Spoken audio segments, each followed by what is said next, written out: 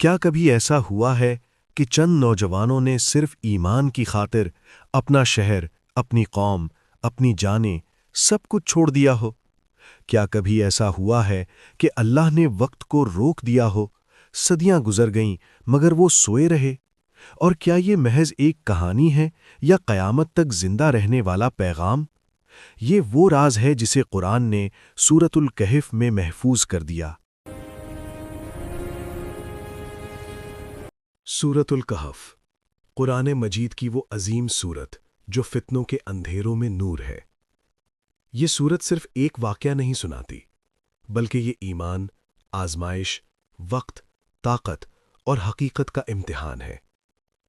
آج ہم جانیں گے سورۃ الکہف کیوں نازل ہوئی اور اصحاب کہف کون تھے۔ یہ داستان ہمیں مکہ کے گرم ریگستان سے ایک سرد، خاموش غار تک لے جائے گی۔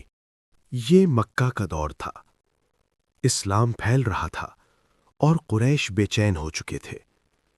نبی کریم صلی اللہ علیہ وسلم کی صداقت ہر دن مزید واضح ہو رہی تھی۔ قریش نے سوچا کسی طرح نبی صلی اللہ علیہ وسلم کو لاجواب کیا جائے۔ چنانچہ انہوں نے وفد بھیجا یہودی علماء کے پاس، کیونکہ وہ پچھلی کتابوں کا علم رکھتے تھے۔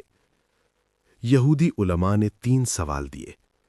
کہا، اگر محمد صلی اللہ علیہ وسلم ان کا جواب دے دیں تو وہ سچے نبی ہیں۔ ان سوالات میں سے ایک سوال تھا، ان نوجوانوں کا حال کیا ہے جو ایمان کی خاطر غار میں چلے گئے تھے؟ جب یہ سوال نبی کریم صلی اللہ علیہ وسلم کے سامنے رکھے گئے تو آپ صلی اللہ علیہ وسلم نے فرمایا، میں تمہیں کل جواب دے دوں گا، لیکن انشاءاللہ نہ فرمایا، اور پھر وہی رک گئی۔ دن گزرے، قریش ہنستے رہے اور نبی صلی اللہ علیہ وسلم خاموشی سے انتظار کرتے رہے۔ یہ لمحہ انسانی کمزوری کی یاد دہانی تھا۔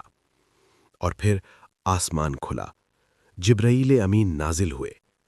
اللہ نے سورۃ الکہف اتاری اور ساتھ یہ ہدایت بھی دی، وَلَا تَقُولَنَّ لِشَيْءٍ إِنِّي فَاعِلٌ ذَلِكَ غَدًا إِلَّا أَن يَشَاءَ اللَّهُ۔ کہ اور کسی چیز کے بارے میں یہ نہ کہو کہ میں اسے کل کر دوں گا، مگر یہ کہ اللہ چاہے۔ یہی وہ صورت تھی جس میں سوال کا جواب تھا، اور یہی وہ صورت تھی جس نے وقت کو جھکا دیا۔ یہ ایک قدیم بستی تھی، اکثریت شرک میں ڈوبی ہوئی تھی، مگر چند نوجوان، دل کے سچے، نظر کے پاک، ایمان کے مضبوط، انہوں نے ایک رب کو مان لیا، اور یہی جرم تھا۔ بادشاہ ظالم تھا، سزا موت تھی۔ انہوں نے فیصلہ کیا ایمان بچانا ہے، چنانچہ وہ شہر چھوڑ کر ایک غار کی طرف روانہ ہوئے۔ غار، اندھیرا، خاموش اور تنہا، مگر اللہ وہاں موجود تھا۔ اللہ نے ان پر نیند طاری کر دی۔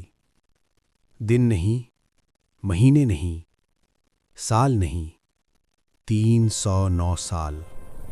سورج اس طرح نکلتا کہ انہیں تکلیف نہ دے، ان کے جسم محفوظ رہیں۔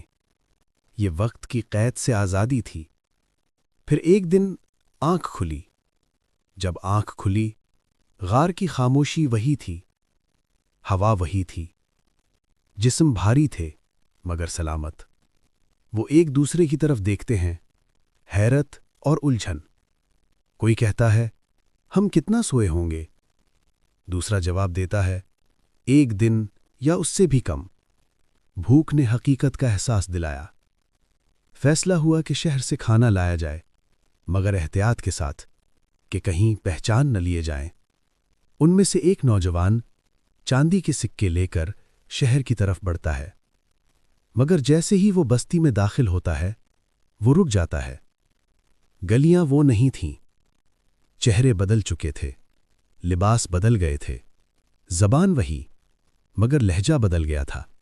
وہ دکان پر سکہ رکھتا ہے، دکاندار چونک جاتا ہے۔ یہ سکہ صدیوں پرانا تھا۔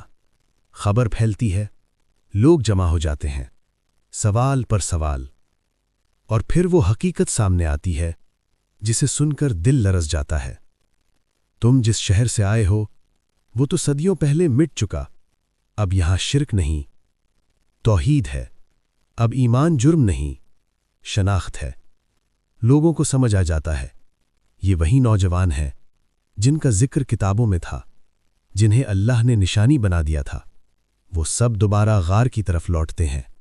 اب ان کا مشن مکمل ہو چکا تھا، پیغام پہنچ چکا تھا، اور پھر اللہ ان پر دوبارہ نیند طاری کر دیتا ہے، اس بار جاگنے کے لیے نہیں۔ قرآن کہتا ہے یہ اللہ کی نشانیوں میں سے ایک نشانی ہے، نہ طاقت نے بچایا، نہ غار نے، نہ وقت نے، صرف ایمان۔ یہ ہر اس دل کی کہانی ہے جو باطل کے مقابل حق پر ڈٹ جائے۔